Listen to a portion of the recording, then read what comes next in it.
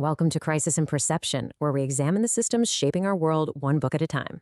This time, we're looking at a book that helps us understand a really powerful system, how global dominance is maintained through a mix of direct intervention and, well, manufacturing consent. Now, this is a big deal because it shines a light on the gap, the space between what we're told about foreign policy and what that policy actually does on the ground. All right, so we're diving into Terrorizing the Neighborhood. It was written by the linguist and political analyst Noam Chomsky, and he wrote it at this really critical turning point in history. The book gets at a huge systemic problem. When the Soviet Union basically disappeared, the main justification for U.S. foreign policy, containing communism, it just vanished, poof. And that created this massive crisis of purpose for the whole foreign policy world. So Chomsky's analysis really starts with this idea he calls the justification vacuum. Think about it. For almost 50 years, you could explain pretty much any action on the world stage to the public as, a necessary move in the fight against the Soviets. But then, poof, that global opponent is gone, and with it goes the entire official story. And that forces this really fundamental question, right? One that policymakers absolutely had to answer. If your main reason for having this huge military and this policy of global intervention is just gone overnight, what do you do? Do you scale everything back, or do you find a new story? Well, according to Chomsky, the end of the Cold War wasn't really an end to conflict at all. It was more like the removal of a huge constraint. Without the Soviet Union there to act as a kind of check, the US was actually freer to do what it wanted. So the problem wasn't a lack of power, no way. The problem was the lack of a good story to tell the public to justify using it. Okay, so the old justification is gone. What comes next? Chomsky argues that a new kind of operating system for foreign policies started to emerge. It had to be something that could adapt to a world that didn't have that one big single enemy anymore. And this is really the core insight of the whole book, this idea of a control system. And look, this isn't just about military might. It's a bigger framework, one with two deeply connected parts. You've got the actual tools used to project power on one hand, and on the other, you've got the stories that are told to make that power seem not just necessary, but legitimate, even like a good thing. Okay, now this is where it gets really interesting. You can see how the system breaks down into two sides here. On one side, you've got what's called the legitimacy narrative. That's the story you tell everyone. Things like humanitarian intervention, the war on drugs, promoting democracy.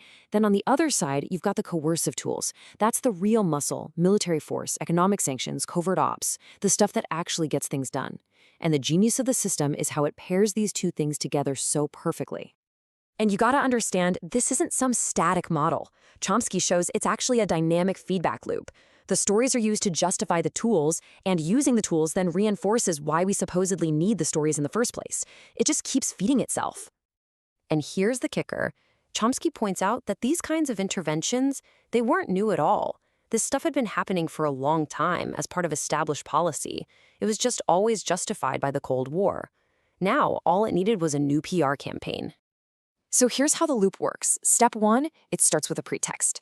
You find a problem, maybe it's a humanitarian crisis, a rogue dictator, a drug cartel, anything that can be framed as a threat that just demands action. Then, step two, you deploy the tools of the control system. The military, the sanctions, the covert stuff, it all gets put into motion to go solve the problem you just identified for everybody. And then, step three, this is where the loop really locks in. The action itself demonstrates American power, right? It reinforces its dominance.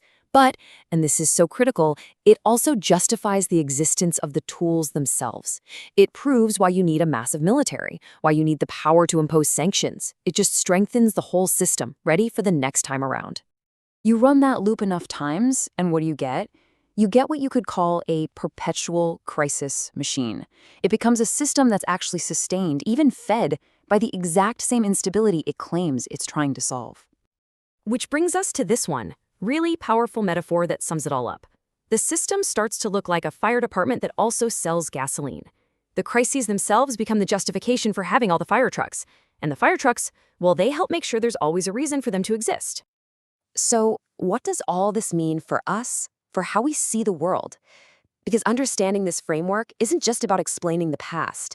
It can totally change how we look at events happening right now. It's about shifting our focus from just asking, what happened, to asking, how does this keep happening? It helps us move beyond seeing every single international crisis or intervention as just some random, isolated incident that pops up out of nowhere and needs a reaction. And to start seeing them instead as, well, predictable outputs from an underlying operating system. A system that has its own logic, its own incentives, and it's always running in the background, designed to project and maintain dominance regardless of what the specific crisis of the day happens to be. And that really leaves us with a final, pretty provocative thought, doesn't it? What actually changes in our own understanding when we shift how we look at things? When we stop looking for the one simple cause of a single event and start looking for the systemic logic that produces these kinds of outcomes over and over again. This project is free and publicly accessible. If you'd like to support the time, tools, and research behind crisis and perception, you can become a supporter on Patreon. For a longer, audio-based analysis of this topic, see the deep dive linked in the description.